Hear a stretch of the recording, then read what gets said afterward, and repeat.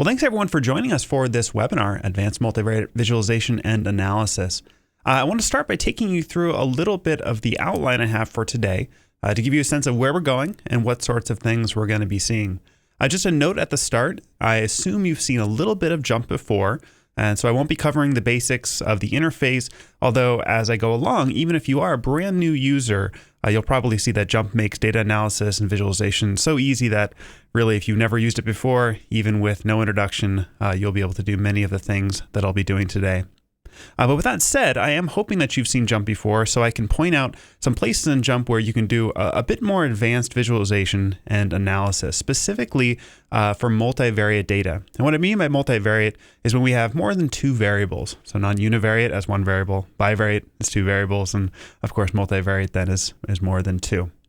And so what I'm going to do is, in the context of several multivariate analysis types, I'm going to take you through visualizations that would accompany them, and sort of with an eye on how you might communicate the meaning of those analyses, and especially when you're trying to communicate the meaning to new students. And so, of course, this is a webinar in our academic series, and so I expect that many of you will be teaching these concepts. And so I definitely want to put an emphasis on visualizations that are great for explaining the concept behind analyses. And so let's take a look at which analyses I mean. I'm going to be talking about analyses that live under the multivariate platform. If you're new to JMP, that's going to be under Analyze Multivariate Methods. And that will encompass a number of things, such as correlations, in fact, even principal components we can get to from inside of multivariate. We'll also see visualizations come about just by using the multivariate platform. We're going to look at the scatterplot matrix. It's actually under the graph menu. And that gives us an option of producing scatterplot matrices in a specific way that I want to show, in a way that I think is quite handy. We're going to look at multivariate models. And so this could be things like a multiple regression, could be a multivariate analysis of variance.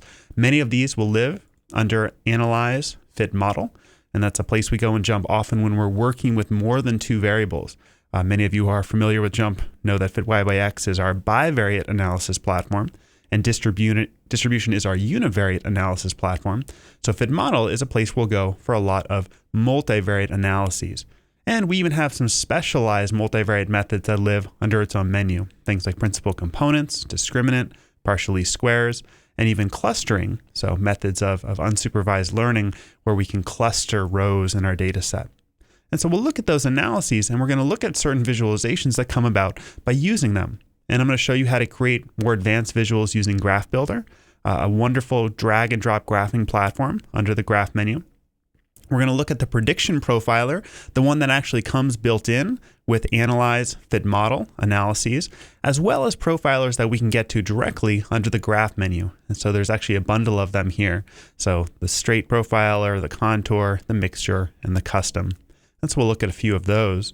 I definitely want to show you the 3D scatter and surface plots. 3D gets a bad rap, but in JMP, 3D scatter plots are interactive, which really lends something to their ability to convey the meaning behind the data points. So we're going to look at those, and then we're going to look at a really fun and really useful multivariate visualization technique called bubble plots. And so those are the visualizations we'll see. As I'm going along, I'm going to point out things that I think are very valuable for presenting and sharing your visualizations and your analyses. Specifically, we're going to combine some of our outputs together to make dashboards, and I'll point out how we can save or export particular visualizations and analyses. Because of course, we're not simply creating these visuals and analyses for ourselves usually. We need to share them with others. At the very end, I'll point you back to resources, and even at the start, I'll mention jmp.com/teach, a great place to go with all of our teaching materials, and jmp.com/webinar, which is the place you'll go to find the recording of this webinar and many other webinars. So let's get started, and what I'm going to use is a sample data set that I quite like in JMP. It's called CARS 1993, and if you're new to JMP, you can get to all the sample data by going to the Help menu and going to Sample Data. You can also go to the sample data library, which will open the folder that all the sample data lives in on your computer. So let's orient you to the data set first. CARS 1993 is this data set from Robin Locke's paper in Statistics Education, and these are new CARS in 1993 with many attributes of them. So we have things like manufacturer, model, the vehicle category. We have several numeric columns, city mileage, horsepower, fuel tank. We have the minimum and maximum price of cars in that category. So for an Acura Integra, for instance, which is a small car, you can see that the minimum price in thousands was $12.9 thousand and $18.8 thousand for the maximum. So that's in the model class. So we have a good number of numeric variables that we'll be able to use when we enter into these multivariate analyses. And I'm going to emphasize numeric today, although of course multivariate analyses can also incorporate qualitative variables. What we'll say in JMP are nominal or ordinal scaled. But we're going to start with a platform that explicitly requires numeric variables, variables that are measured using numbers and numbers that actually mean something on a numeric scale. So let's start off with the multivariate platform. I'll go to Analyze, Multivariate Methods, Multivariate. And you'll notice that I haven't even started out with any real predictions about these data. I'm not trying to model the outcome of anything in these data. The multivariate platform is really about looking at the multivariate relationships among the variables. And so not with an explicit eye on how to predict one thing in particular, but how the variables relate to each other. And multivariate is an excellent place to start when you're investigating the predictor space in a data set. If we did have something we wanted to predict, we could use it here as well. But especially if we're interested in how our variables just relate together in their own space, multivariate is a great entry point. So I'm going to start with the first 5 variables here. So the mileage and MPG that it gets within the city, horsepower, fuel tank, passenger capacity, and weight. To enter these into a role, many of you know we can click Y columns. I could have also dragged them over. We have additional options we're going to come back to in a minute, how we can estimate these multivariate relationships, especially when in the presence of missing data, and how we want the matrix organized. And so this is how the scatter plot matrix will be shown. I'll leave everything on the default and click OK.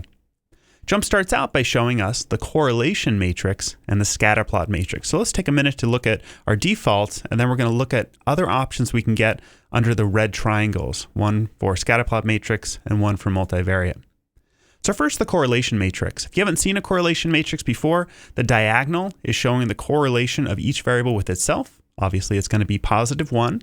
And the off diagonal points are the correlation at that intersection. So -0.6726 here is the correlation between city mileage and the maximum horsepower. And so a negative correlation indicating that increases in one variable are tending to be associated with decreases in the other. So we can say among these cars we've sampled, those cars that have more horsepower tend to get worse city mileage. Okay, not a mind-blowing thing to find, of course, but that is actually the correlation coefficient for that. You'll notice that same correlation coefficient, -0.6726, is here as well, -0.6726. That's not an error on JMP's part. It's just the fact that the intersection also occurs between horsepower and city mileage on this column. And so basically one side of the off diagonals is a mirror of the other. And that's just how correlation matrices read. And so if you've never seen them before, that may have caught you off guard. You'll notice that the values are colored by the magnitude of their correlation. Positive correlations are blue, negative correlations are red, and the degree that they are dimmed is relative to how close they are to 0. A 0 correlation means no linear association between the variables, at least within the sample we have. All right, so that's our correlation matrix. I'm going to minimize this temporarily, which I can do with the gray triangles. And let's look at our scatter plot matrix. So as I had in the correlation matrix, the diagonal here is one variable with itself. And there's actually nothing shown in that diagonal. If you like, you can turn on something there, which I quite like, which is under the red triangle showing histograms, and I'll do a vertical histogram. And so vertical histograms in JMP show for the axis on the Y, those observations and where they occur. So you can see the city mileage is sort of skewed positively. Most cars have a city mileage around 15 to 25 and a few quite far up. And so that diagonal, since it would only show one variable with itself, this is a nice way of making use of that space. Let's check out the off diagonals. Just like we had for the correlation matrix, the variables will show in 2 places the same relationship, except it's going to swap the axis. So let's look at this right here. So city mileage is actually what's on the x-axis here. That's the scale right here at the bottom. And the y-axis is maximum horsepower. So this is the city mileage by maximum horsepower scatter plot. Up here, even though these are the same data, notice the axes have been switched. City mileage is now on the y-axis. That's what these points are if you map them over to the y. and horsepower is on the x-axis. So like in the correlation matrix, we have somewhat redundant cells. However, in a scatterplot matrix, they're mirror images. They're flipped in terms of the axes. And I find this to be quite useful. Sometimes it makes more sense to think of one variable on the x-axis than the other. Notice that we also have density ellipses. These are showing the relationship. Again, just like the correlation, they're showing the magnitude of linear association between these two variables. As the density ellipses get tighter, so the minor diagonal, as that gets smaller relative to the major diagonal, then this is a larger correlation, either more positive or more negative. Remember, negative correlations can be just as strong, but in the negative direction. So these give you a very quick way to assess the correlation between these variables. And in fact, sometimes when you have lots of variables, the points don't even add much. And so I can uncheck show points. And as you're thinking about this, if you're building a visual, especially one that you may want to publish, there may be things you want to change. Notice I'm hovering my hand and moving the axes just to get all these circles or the ellipses to fit on the screen. So our customizations here can play a big part in how we present our data. And so think about using these visuals, even though they're part of an analysis platform, as a way of communicating relationships in the data. All right, so that's just the basic scatterplot output. Let's look again under the red triangle. There's some other things you may like. Fitting lines. If I fit lines for each of these and turn off the density ellipses, this is the linear regression of the y variable onto the x variables. I can turn the points back on even and have those lines so you can see they go through the cloud of lines. You can show the correlations actually on each of these. This makes for another nice visual. If I drag out the size of these boxes, remember they're all going to stay equal sized, and so I can drag any one of them. I like to make them square just to make sure that we have a nice square output here as well. But this gets us to the point where this is actually turning out to be a pretty useful visual, one we may want to show people, especially if we're reporting in a paper or showing in a class relationships among variables. So while we're keeping this open, before we do anything else, I'm just going to hop ahead and talk quickly about how we might get this out of JMP. Of course, this isn't the only place we might want to show this. And so, of course, we can do File, Export on the Mac.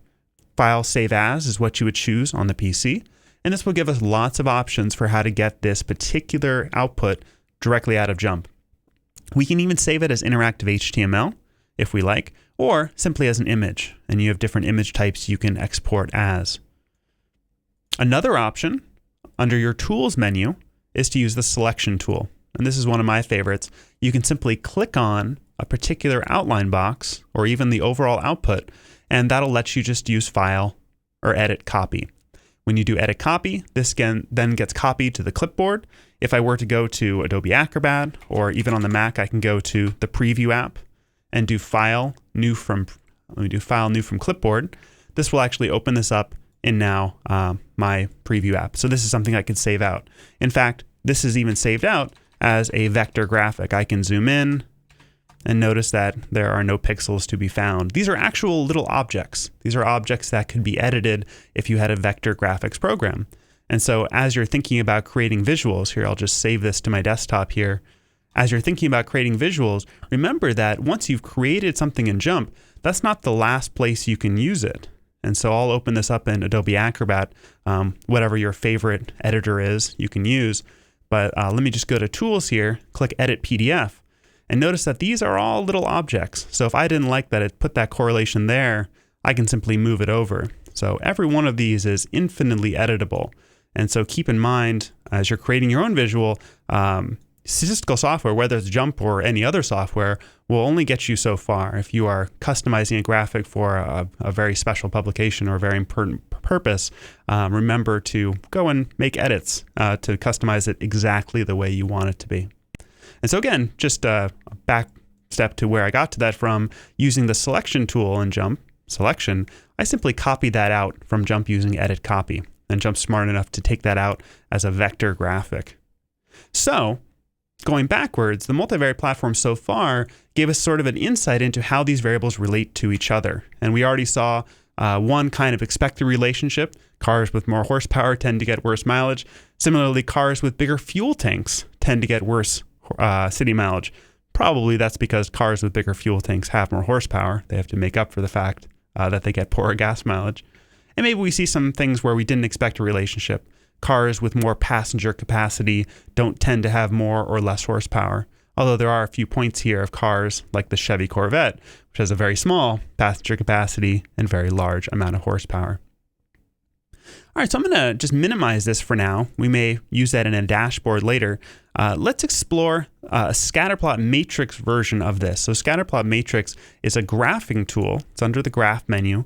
It's not going to give us as many numeric options as the multivariate platform, but I want to show you how it can compare to what we just made in multivariate. I'll take the same variables we used, these first 5. I'm going to click them into Y columns. We'll come back and look at what X and group do. But notice that by default, there's the lower triangle. So that's the matrix format that it's defaulted to. When I click OK, I want you to see what this does. And I'll bring back my multivariate output from the previous time we did this. And you'll notice there's a slight difference in how it's orienting the scatterplot matrix. Instead of having the entire square, we're eliminating the on diagonals and everything to the other side of that. And so we're basically on the left-hand side looking at just this lower section here. Now that ends up being just fine. The redundant cells for many people are just that. They're redundant. And so if what you care about is seeing just once those particular scatterplots, the scatterplot matrix gives you a nice way of doing that. It turns out that so does multivariate. If you remember when I invoked multivariate methods multivariate, at the very bottom, let me hit recall. That'll bring back the variables. There is a matrix format here to use lower triangle as well. Obviously, upper triangle will do the opposite of that. I'll do lower triangle just so you can see. And that ends up being really the same exact output. Now, there is something important, though, and the reason I wanted to show scatterplot matrix. There is a different thing you can do with scatterplot matrix than you can do with multivariate. If I go to multivariate, and let's bring in those same variables we had before, let's imagine we wanted to bring in one additional variable. Is this a domestic manufacturer or is it not a domestic manufacturer? If I try to click that in, multivariate doesn't quite like that. It says one of the variables in the list was not the right analysis type or wrong data type. And that's because that is a categorical variable right now. Scatterplot matrix, on the other hand, under graph, scatterplot matrix, actually will be okay with that. I can add in my variables. I'll take domestic manufacturer and also add that in. So notice it is in the Y column. And the way it handles that is to make little jittered dot plots. And this actually works pretty well. You may notice in this particular case, there's not a huge difference for each of our variables between whether they're domestic or not. What you are noticing maybe in city mileage, there's a clump of them under domestic 1 who actually get much worse gas mileage, and a few that are not domestic that get quite good gas mileage. But this gives you a way of actually using and getting dot plots from variables that are not actually quantitative. And so scatterplot matrix has one little advantage there. The reason why multivariate disallows this is because multivariate methods requires the variables be numeric to do the rest of the numeric calculations. Notice we got correlations, we can get confidence intervals on the correlations, inverse correlations, partial correlations. All of these require that we have numeric data in order to perform those calculations. Since scatterplot matrix under the graph menu doesn't require that or doesn't perform those operations, it doesn't much care if those entries or if those variables entered are fully numeric. There are a few additional options that you can get under scatterplot matrix. There's also the option for non-parametric densities. This is a pretty nice output. If I turn off the points, you'll see what it's done is it creates little heat maps of where most of the observations are. And so this is a nice way, without imposing any sort of model like lines are doing, but just seeing where the observations tend to fall. So be aware that scatterplot matrix is an option and something that you can use in your arsenal when you're creating visualizations. All right, while we're still in multivariate, I want to point out a few other things you might find useful. I'll minimize the scatterplot matrix and let's go back to the top red triangle. When you have a large number of variables, your scatterplot matrices tend to be a little overwhelming. You have so many of those little sections with scatterplots that they don't become very useful to assess what variables relate to which other variables. What ends up being very useful are the color maps. And so if I select color map on correlation, what we get is a color map where positive correlations are red, very negative correlations are blue, centered is 0. This is actually picking up on my default color gradient. Under the preferences menu in JMP, I can actually set what my default color gradient is. And so that's my continuous color theme. And so you can change that if you like, but this ends up working pretty well. The on diagonals all have a positive correlation of 1. A variable with itself is positively correlated at 1.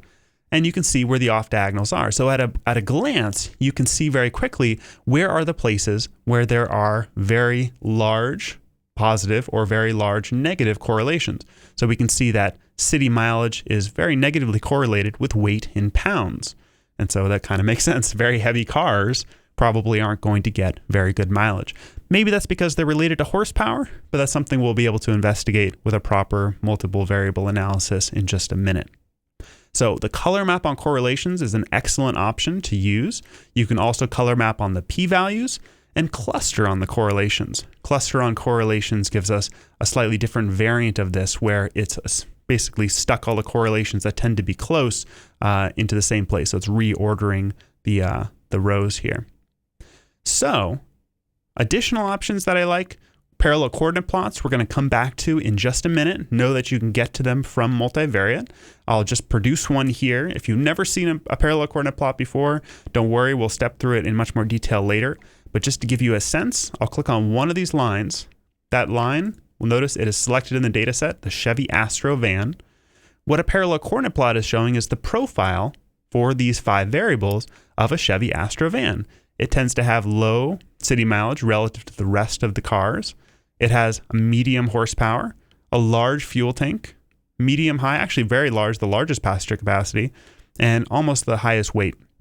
So what we're looking at is in a kind of a standardized coordinate space, the profile of that car. And any car we pick will have a profile. And so if we find the one with the best city mileage, there it is, right? The one with the best city mileage tends to have the lowest horsepower and fuel tank. Which car is that? This was the Geo Metro. 1993, if you all remember, the Geo Metro was a car. So the parallel coordinate plot is another high-dimensional visual. We're going to see a different way of making it in just a minute, but this is a very nice thing you can get to directly from the Multivariate platform. Finally, there are some additional methods we're not going to cover here, but some of my favorites live under the outlier analysis section. If you're performing analyses that require or use a lot of variables in the X space, looking at whether there are outliers in that X space is really important. Some Mahalanobis distance measures are really great for that. You can also launch directly into principal components, item reliability, or even get 3D plots here. An ellipsoid 3D lets you select 3 of your variables and allows you to look at those variables in 3 dimensions. And then the ellipsoid is sort of a generalization, or is a generalization of that ellipse we saw in the correlation scatterplot matrix. This is showing in 3 dimensions, the ellipsoid now. So that's multivariate. A lot of options, and even beyond just the basic ones, a lot of ways that give you nice ideas of thinking through what variables are really relating to each other in your data set.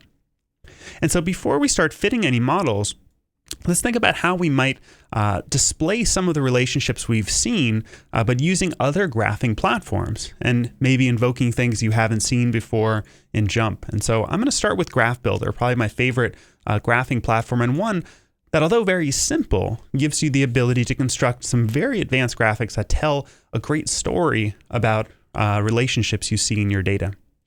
And so Graph Builder is available under the Graph menu. I'll invoke Graph Builder here. And I'm going to keep the Multivariate platform open because let's investigate or look at some of these relationships, but maybe let's see how they relate to each other. And so I'll start by looking at city mileage. That was the first variable that I mentioned or I even put in, and so maybe one we're interested in understanding. Now, the way Graph Builder works, if you've never seen it before, is it's built around drop zones. And there are drop zones for data like Y and X, and drop zones that group your data or group your visual, group X, group Y, and wrap.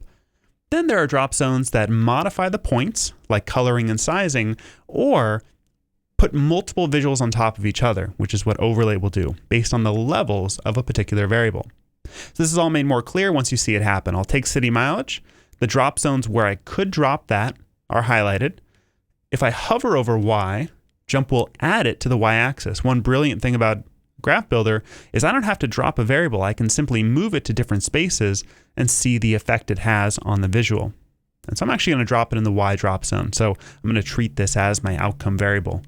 Jump is jittering the points by default. I can uncheck jitter. The control panel here gives me controls over the elements that are in the visual. The only element here right now is the points. I can toggle between different elements, like a box plot, bar chart, contour plots, right? These are all elements that can display data in one dimension. So I've left jitter on, I have left the points on. Let's now define an x-axis. Let's consider horsepower. We know that something based on the scatter plot over here, there's a negative relationship between horsepower and city mileage, but let's see if we can clarify how that happens. And so I'm going to drag horsepower down to the x-axis. Again, jump creates the visual as I drop the variable or even hover the variable over that axis roll. We have a number of things we could put on this visual. So I could put on a smoother. This is actually the default if you were to drop those variables in at the same time. The smoother is sort of like a moving average. As you move lambda up, the stiffness of the line rather, you get towards the linear regression of y onto x. As you move to the left, you're allowing the line to be more smooth, to pick up more irregularities relative to a linear fit. There's sort of a point where you're probably fitting noise and a point where you're probably imposing too much linearity. So the smoother gives you an ability to sort of play around with how the data are fit. So I'll leave the smoother on. We could have had a linear fit if we liked, or we could have connected the points if there was some reason for that based on the row order. But I'll put back on the points with the smoother. All right, remember we noticed that the weight of a car was related to city mileage as well. And when I actually used the scatter plot matrix, we even looked at things like whether a car is domestic or not, and whether, we didn't look at it yet, but whether a car is a small, medium, sporty, how it's classified. And so we can invoke those other variables in a number of different ways. And so domestic manufacturer is a simple one to start with. You know, what if we wanted to look at the relationship here, city mileage and horsepower, but across domestic and foreign cars? And so if I drag domestic and foreign to this group for X section, notice what jump does. It's now split up the x-axis, where on the left-hand side we have just for the domestic cars, or sorry, non-domestic cars, and on the right-hand side, the domestic cars. Group for Y does a similar operation, but breaks up the y-axis. Wrapping seems to do the same thing as group for X. Notice I can move between the two of them. The reason why that's not differing is because I only have two levels here. You'll see when we work with a variable that has more than two, perhaps I use number of cylinders. And so if I do number of cylinders, notice that breaks it up as a trellis plot. I'll go back to domestic manufacturer. So group for X and wrap with two variables or two levels of a variable, we'll do the same. And then finally overlay does something I quite like too. And so overlay will take, instead of having the axis split across the levels of domestic manufacture, it takes whatever visual we've defined, in this case the smoother, and displays it separately for the levels of that variable. And so we have the domestic manufacturer 0 and domestic manufacturer 1 as separate points and separate lines. And not only are the points colored, but the lines here are different colors as well. And you'll notice something, there's sort of a mean shift here. So the non-domestic cars are just getting higher mileage overall, even for the same horsepower. And so even for a car at 150 horsepower, we're actually getting better mileage if we happen to have a foreign car. You may have noticed it's maybe a little hard without any grid lines. Let me make some modifications to this graph, because maybe we want to make this easier for our visual users. And so I just double-clicked the axis, and I can turn on grid lines. I'm going to turn on grid lines with 3 minor ticks. I just happen to like 3. So there's our graph with 3 minor ticks for horsepower. I'll do the same thing for mileage. Let me double click the axis, turn on grid lines, and turn on 3 minor ticks. And so now we have, looks a little bit like graph paper, which I always loved. And so now we have a graph where we can look at, a particular mileage here or a particular horsepower. So notice by using overlay, we were able to break apart that visual and really see how those differences really fleshed out. I'm going to take out domestic manufacturing. Let's try a different way of involving another variable. Suppose we wanted to look at the horsepower differences, let's say by the type of car. So vehicle category. Vehicle category is small, compact, van, sporty, midsize, or large. So I could use this in an overlay role. It's going to be pretty messy. And notice what it's doing is showing the differences in the relationship. But what if I only want to show differences in horsepower among these different classes? Well, if I don't want to involve mileage, I can use one of the drop zones above or below mileage. This is a way of doing a separate plot, but adding into the current plot. And so I'm going to drop it right above mileage. Now, jump starts off by using the same element, that is the point that I had used before. Jump is smart enough to know that a smoother doesn't really make sense for categorical. We're not trying to connect the lines between these two. But maybe I want something different than the points. Maybe I want to turn on the box plots or a bar chart. An easy way to do this, and the way I typically do, is I right-click, hover over the point section, and I say change that element for this subgraph into, let's do a box plot. That's a great way of looking at these. And so we have a box plots now looking at just the differences among horsepower for the different vehicle categories. So we're looking at the medians, the quartiles, and the fences.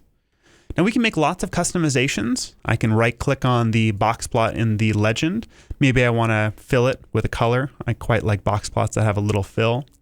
We can resize. Maybe I don't need to use half the real estate here. If I hover right below compact, notice I can grab just that section. And so I can make this a little bit smaller. And so I'll do it like this. Right, so now we have a visual that maybe tells a bit more of a story. And I can change all the axes just by dragging.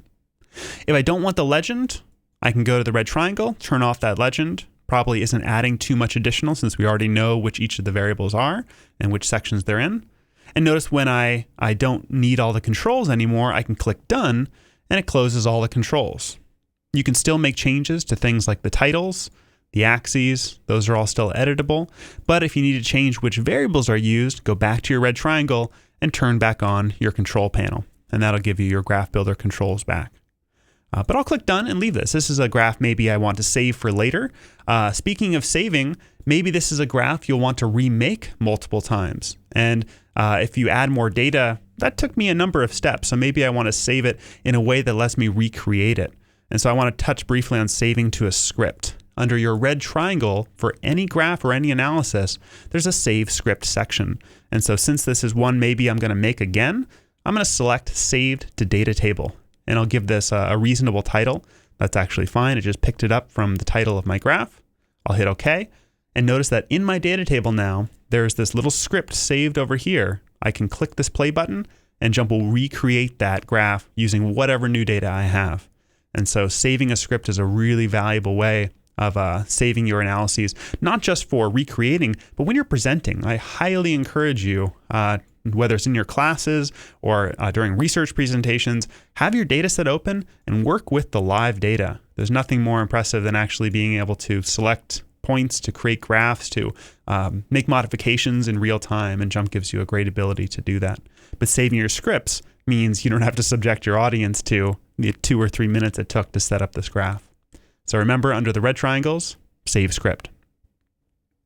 All right, so that's a nice graph. I'll minimize that. I want to show you a useful trick in Graph Builder if you wanted to create something like this. Notice this graph really is just adding multiple variables to each axis and then using the same variables on each axis over and over. Just to prove that point to you, let's go back to Graph Builder. Let's do it for just 2 of the levels. If I wanted city mileage on the Y, and then I wanted maximum horsepower on the Y, and then I put city mileage on the X, and maximum horsepower to the right on the X. Notice I'm dropping them to the right-hand side or to the above sections. We are pretty close. We have to right-click in one side, change that smoother. I'm going to change it to a histogram, and I'll turn the points off. And I'll change this one to a histogram and turn the points off. So I basically just recreated a scatterplot matrix with histograms on the diagonal, but that took too long, even though it took a few seconds. In Jump time, that's still too long. So the trick is, and this is a very useful thing to know you can do in Graph Builder, click on the dialog button. And there actually is a dialog version of Graph Builder. I quite love the interactive version, but if you're creating certain visuals, dialog works very well. To do this, I'll actually grab those 4 variables. I'll click them into both Y and X. And then I'll tell Jump I want to create down here a graph matrix. And I'll turn off the smoothers even. I'll just say none. So I'm only going to look at the points, and I'm asking for a graph matrix. Jump will, when I click OK, create that graph matrix. Now there's a lot of coloration here that I'm not totally fond of. An easy way to fix this is double click on one of the points, select all of the points here, and all I'm going to do is right click and I'm going to say make them all black. And knowing that you can double click an axis to get to the axis settings is really important. Again, I just double clicked one of the points, select everything. Command A works if you're on a Mac, or Control A if you're on the PC. Click the point and then set the color. So maybe you don't want it to be black, maybe you just want dark gray. Right, so that's a nice way of setting those all. And remember, I turned off the legend before. If I do that now and click done, I've gotten pretty close to the visual I made before. And so an easy way to use Graph Builder to even make your scatterplot matrices. So a very useful thing that you can do. Now, just like we were able to using scatterplot matrix, we can do even more advanced things using Graph Builder. Again, because Graph Builder knows how to operate on not just continuous variables, but also on categorical variables. Let's go into that dialog. I'll put in those 4 variables again, but actually this time let's add one additional. Remember vehicle category? I'll even just remove these. Let's just add them all at once. I'll take vehicle category, including the rest of those, and click them into the Y and X. Now, if I ask for a graph matrix now, and I'll turn off the smoother, Jump will do something very similar to what it did using scatterplot matrix. It grabs those points and sticks them sort of in their locations jittered. But like we did before, I can right click and change those points to something else. I'm going to change them now to, let's use a box plot. I think that'll look nice for each of these. And so I'll do points, change it to the box plot. And so I'll do this rather quickly just to make the point that if you, especially when you get used to Jump, you can do all these things rather quickly and create visuals that tell quite a bit in a small amount of space. And just remember that, Graph Builder is one of these platforms, and we have other webinars that'll go through a lot of this. One of these platforms that once you've used quite a bit, and I'll just change the colors to black here and click done and turn off that legend, and now we have kind of a neat visual that I really love. So involving a categorical variable gives us the histogram for that, plus also the box plots as it relates to every other variable. So we get a lot of information density here rather quickly. And again, if this is something you're going to make again, go to the red triangle, save script, and drop that to your data table. And so a lot of flexibility in Graph Builder. Okay, so let's look at a different way. I'm going to minimize the multivariate. We're not going to use that anymore. Just to show you another way Graph Builder lets you invoke multiple variables. Of course, this is a visualization for multivariate data talk, so we want to look at that. Another way we can do it, let's start off with something categorical. Perhaps let's use manufacturer on the X. And so this is the type of car we have. And let's say we're interested in city mileage and highway mileage, how those two relate to each other. So if I put city mileage in the Y, and let's just do bars here to keep this low density. If I put in highway mileage, let's look at different places I can drop this. If I drop this above city mileage, although I can make a comparison, I can read off where Acura is on each, it doesn't do a great job of showing me at an instant whether a manufacturer has a wide variety between their highway and city mileage. All right, so dropping the variable there, I'm just going to drag it out, isn't particularly useful to me. But there is a drop zone right inside of the graph. Notice what happens when I drop inside. I'm adding this variable, keeping the existing variable, but adding it inside. And so for each of the manufacturers, I actually now have one of each. So what it is for highway and what it is for city. And under the bar style is how I control how this is displayed. Because what we're actually looking at here is side by side. There's a great option called nested, which I quite like, because notice what nested will do is take one of those variables, in this case, the first one we entered, so the mean for the city mileage, and it's going to nest it inside of highway mileage. And that ends up being exactly what we want, because city mileage is always lower than highway mileage on average, where we can look across the different manufacturers and actually see that difference. And we can do some clever things with this. You may not notice it, but if you right click, there's an order by option, so I can actually order these manufacturers by one of the variables in the data set. Perhaps I wanted to order by city mileage, ascending. And so we're looking at the blue bars will always be ascending, and we can see how that changes with the highway mileage. Maybe we also want to, let's order by something even more clever. What about the difference between city and highway mileage on average? So which manufacturer has the biggest difference between those two? So I can actually, right inside of Graph Builder, right click, I'll do combine and make a difference. So I'm making a difference score between city mileage and highway mileage. And now I'm going to drop this into the drop zone just below the graph. So notice there's places I can drop this. It's a manufactured ordered by that ascending. And so we're actually looking at here, which are the ones with the largest difference. And so Saturns, for some reason, they may do well on city, but they do poorly on highway. Whereas Suzuki and Mitsubishi tend to have a very small difference between those. And so notice that ordering gives us even ability to tell a story nice and conveniently with our data here. All right, so I'll hit done and let me minimize this. All right, so let's look at a couple multivariate ways we might work with two numeric variables. And I'll start this with Graph Builder, but we're very quickly going to go into a multivariate platform called FitModel. And to preface this, let's look or think back to a relationship we saw. We saw city mileage versus horsepower. And we saw that there was this relationship where cars with higher horsepowers tended to have lower city mileage. And there's a bit of curvature to that. This is telling me probably that a transformation might linearize this. So looking at horsepower, maybe the log of horsepower might be interesting to us. We don't have to get too advanced with that yet. But let's start off with the idea of thinking how this relationship maybe relates to the weight of a car. And we know that as we get cars with larger weights, their mileage went down as well. In fact, I can double plot that here. I'll just put it to the left. So cars that are heavier have worse city mileage, and cars that are more horsepower have worse city mileage. But what's going to happen if I use this variable, the weight variable, in one of the other roles, the roles that breaks up the relationship? So I can do group for X, and notice what jump does is breaks our weight. It's a numeric classification. It breaks it up into 5 sections for us. So 5 sections with an equal number of points. I can do group Y. It breaks it up that way too. I can do wrap, and I can do overlay. So I'm going to stop here on overlay for a second. And I want you to notice something. If I click on the lowest weight class, it looks like there's a pretty sizable negative relationship. For very light cars, a little bit of extra horsepower is really hitting their gas mileage, which maybe makes sense. If your car is very light, you're going to get really great gas mileage if you have very little horsepower. There's not much drawing on that. But even if you add a little bit, it's going to really dig into that city mileage.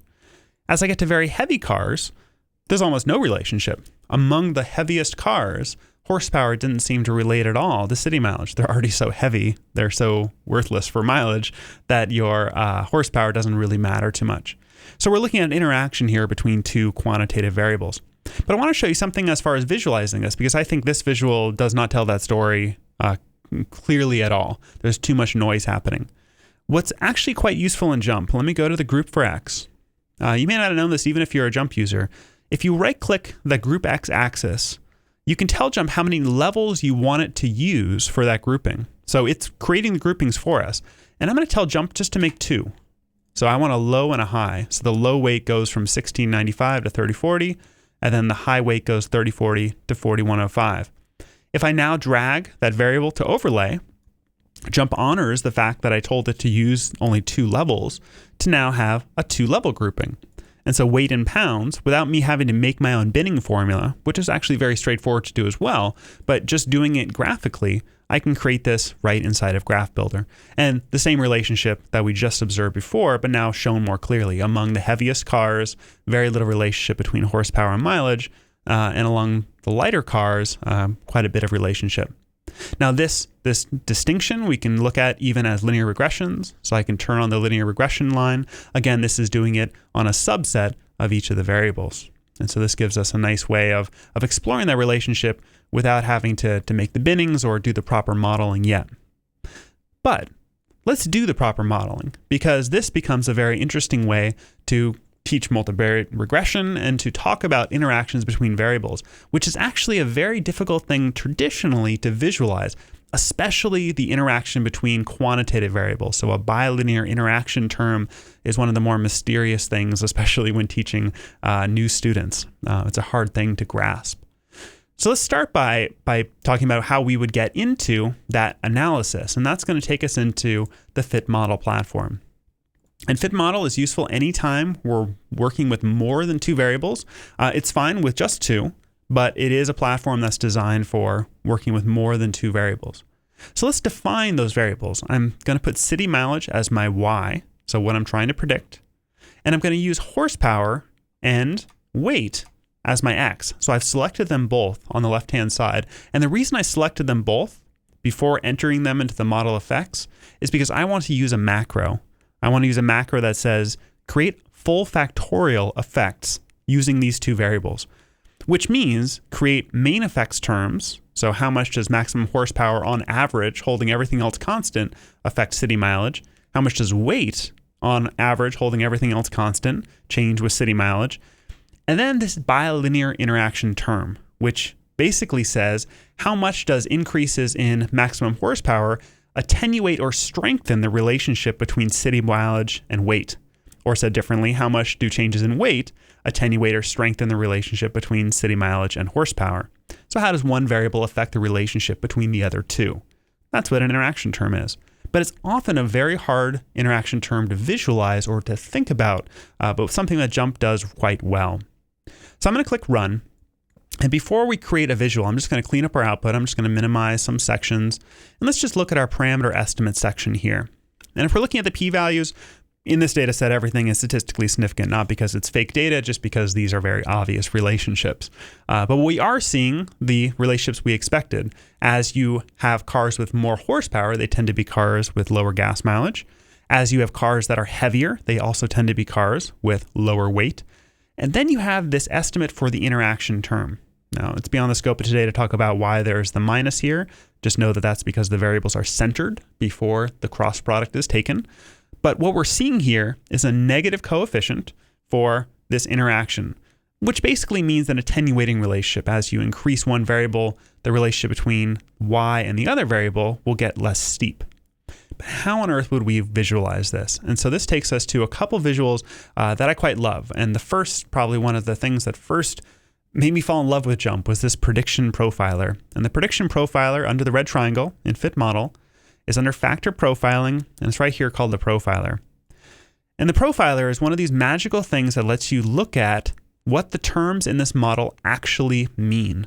And I'm just going to drag up some axes just to clean things up before I start moving things around. And what you're going to see when I move things around is two things happen. First, the prediction on the y, so we're looking at predicting city mileage based on how much of each of the input variables we have. And so as I drag, and you can drag things around here and change how much a car weighs or how much horsepower it has, you're going to see the city mileage estimate change. So cars that have 200 horsepower and are 3,500 pounds tend to get 18 miles to the gallon on average, and there's the confidence interval. But as I did that moving, you probably spotted it because it's very obvious, and I'll just point it out right now. Watch the coefficient, or watch the slope between mileage and horsepower. So keep your eyes where my mouse is here. But I'm going to move how much our car weighs. So among cars that are very light, there's a very large relationship, very positive, or I should say negative slope, between city mileage and horsepower. But as I get to cars that are heavier, that relationship flattens out. And remember, that's what we saw in Graph Builder when we just made the two-level split. Among cars that are heavy, there's a pretty flat relationship between horsepower and city mileage. But among cars that are light, there's a strong relationship. So we're now profiling this interactively. That is the continuous regressor form of that interaction. And that's what that negative coefficient means. As I move literally above the mean of one variable, that's what the minuses are all about. Those are the means of each variable. As I move away from the mean in the positive direction, we're taking a little bit of the relationship, this amount, away from the slope of y, city mileage, and horsepower. And there only needs to be one coefficient here because that interaction is actually symmetric.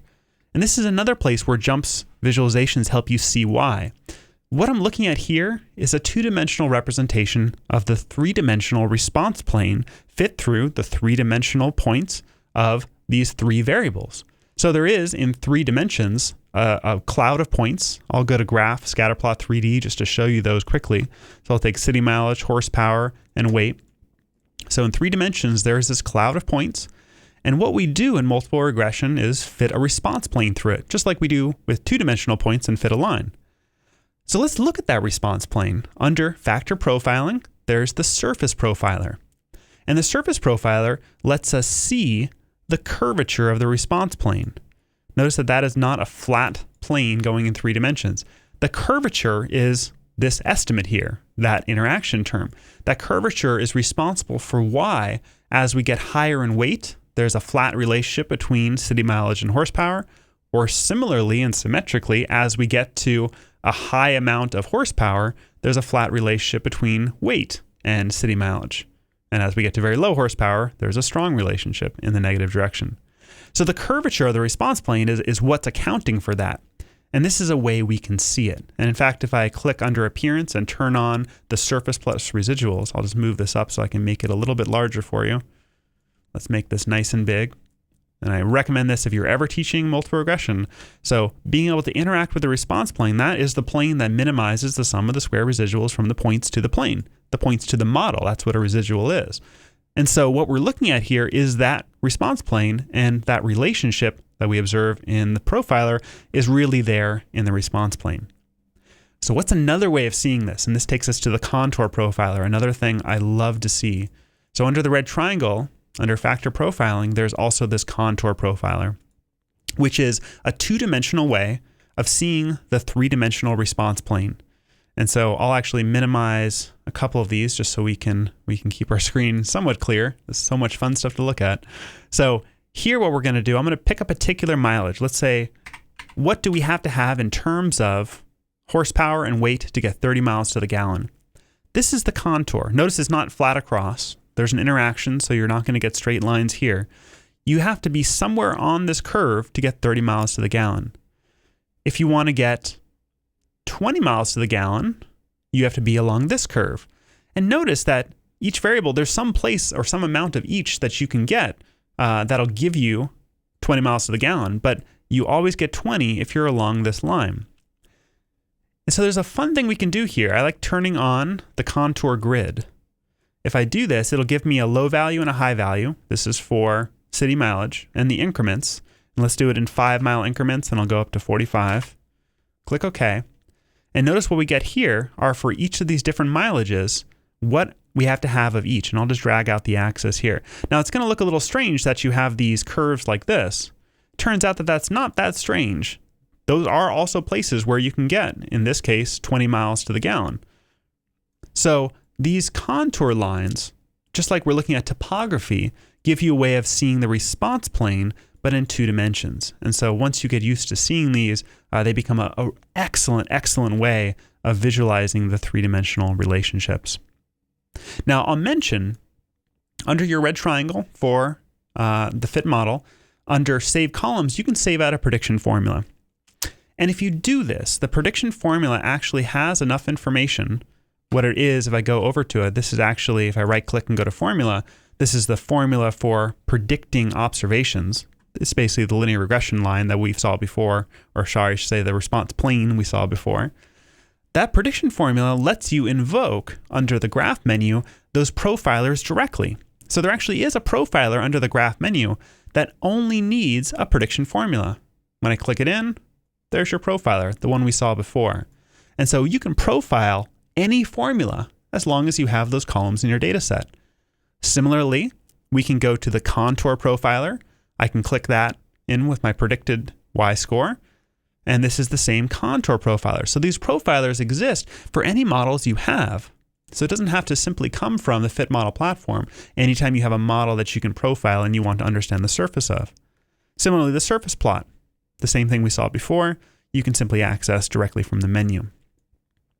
So these are great ways of understanding those multivariate relationships. And certainly if you've never seen a contour plot before, or even the surface plot, they might look a little mysterious, but I certainly invite you to play with them, because especially the prediction profiler gives you an incredible way of understanding these relationships. Now, again, we're not always doing this just for ourselves. We want to share these things and we want to make them available to others. I always like to mention exporting your fit model output or using file save as on the PC. You can save this out as interactive HTML. Now, of course, the 3D plots aren't going to be able to be saved out as interactive.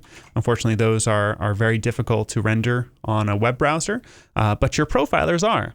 And so this is a profiler that you can share, especially if you're publishing a journal article, or if you simply need to share it with those people who don't have JMP. If you need to explain what a interaction term is in a multiple regression, I highly encourage the use of that profiler. It's probably the single best way of communicating that result. So be aware that that is there. So there were a few other things we didn't get to, unfortunately. We're coming up on the end of the time, and I want to make sure I stop and take some questions. But bubble plots, I'll just mention, are another way of visualizing high-dimensional data. And we're not going to be able to talk through how to set it up, but just to whet your appetite, I'll pull open what a bubble plot is. These are looking at SAT scores by year. And so these are for the different regions of the country. Bubble plots basically let you look at changes over time. And so they're a great option under Graph Bubble Plot. And so we have other webinars which cover some of those things. But certainly be aware that there's beautiful visuals in JMP well beyond the ones that are simply shown when you do analysis output. So I'm going to pause here and see if Mia, any questions have come in with anything I've shown thus far. Hey there, can you hear me? Yeah. Great job. Lots of very exciting visuals there. Just a quick question on other multivariate procedures for multivariate analysis. Mm-hmm. So in the dimension reduction sort of realm, can you briefly just show like PCA and factor analysis and clustering, at least just how to access them? Absolutely.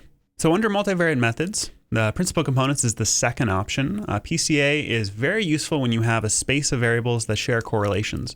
And so I'll take those variables that we used before, and of course they're correlated. What PCA lets us do is reduce the dimensionality to independent principal components. And so what we're looking at very briefly here is the proportion of the total variation in those 5 variables that get captured in the first component, and then the proportion in the second component. And the way you might use these, there's plenty of options you can see, is saving your principal components. And I'll say I want to save 2 to the data set. And you can see what these literally are for each row in the table, the value on each component. And the component is simply a linear combination of the input variables. And as I mentioned, these are actual independent linear components. So if I take them in a fit y by x, they actually won't have any relationship straight across 0. So independent components of variation. Now you can also go into factor analysis. That's under consumer research, factor analysis. Factor analysis, like principal components, works on extracting variation. It does it on the basis of shared variance.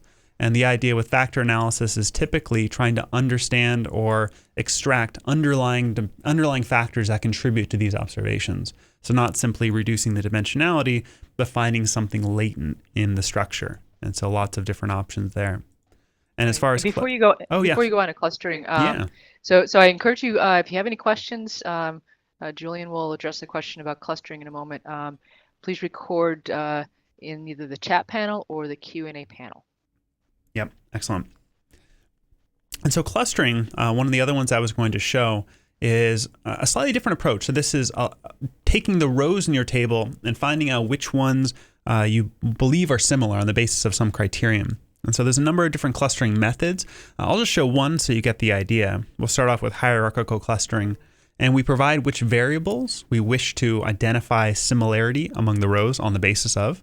I'll click those into Y. I'll click OK. The rows in the table now are all here, and the dendrogram is showing the closeness based on that iterative clustering. And so if I take some number of clusters, let's say 5, and I did that by just dragging this little diamond around, I'm going to color the rows by their cluster. And so there's a big group of them here that are similar on the basis of those variables. And so you might ask, what is similar on the basis of? So in your graph builder, here's a great way of visualizing that similarity. You remember those parallel plots I showed before?